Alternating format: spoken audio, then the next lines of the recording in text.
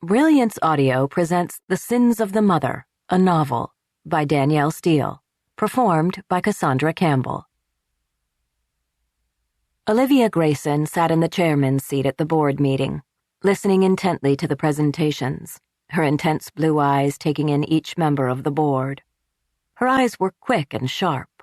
She was totally still, wearing a well-cut navy blue pantsuit and a string of pearls around her neck. Her hair was a sleek bob, cut to the level of her jawbone just below her ears. It was the same snow-white color it had been since her early 30s. She was one of those striking women you would notice in any room. She was timeless, ageless, with high cheekbones and an angular face, and elegant hands as she held a pen poised above her notepad. She always took notes at the meetings, and had a flawless memory of what went on, in what order, and everything that was said. Her keen mind and sharp business sense had won her the reputation for being brilliant. But more than anything, she was practical and had an innate, unfailing sense of what was right for her company. She had turned the profitable hardware store her mother had inherited years before into a model for international operations on a mammoth scale. The factory, as they had renamed it when it moved from its original storefront in a suburban locale outside Boston to an old empty factory building, was an astounding success, and Olivia Grayson along with it. She was the image of power as she presided over the board meeting. She was strong, innovative, and creative, and had started working at the factory after school when she was 12.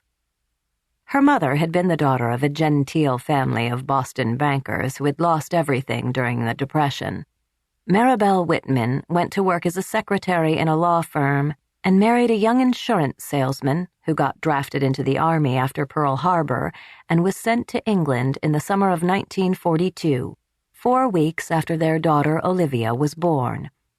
He was killed in a bombing raid when she was a year old. As a young widow, Maribel moved to a modest suburb of Boston and went to work for Ansel Morris at the hardware store to support her daughter.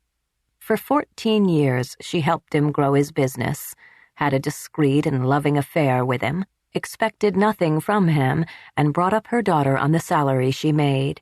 And when she unexpectedly inherited his fortune, Maribel wanted nothing more than to send Olivia to college.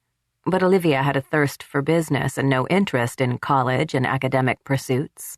She had a passion and a love for commerce that drove her to take risks and make bold moves, and each decision she made catapulted the business forward to unexpected places and dizzying heights.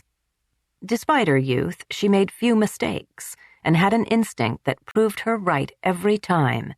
She had had the respect and admiration of her colleagues and competitors for years.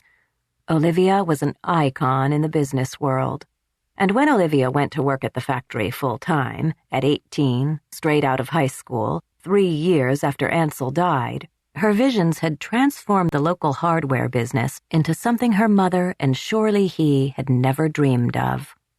Her mother was running it then.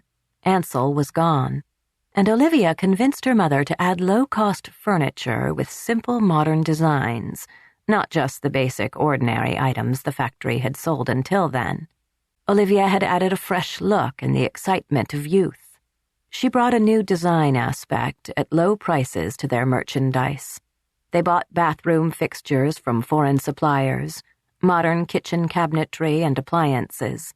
Within a short time, they were as well known for their innovative international designs as the reliability of their products at astoundingly reasonable rates. Olivia used volume to their advantage and kept their prices lower than anyone else's. Her mother had been worried about it at first, but time had proven Olivia right. Her instincts had been flawless.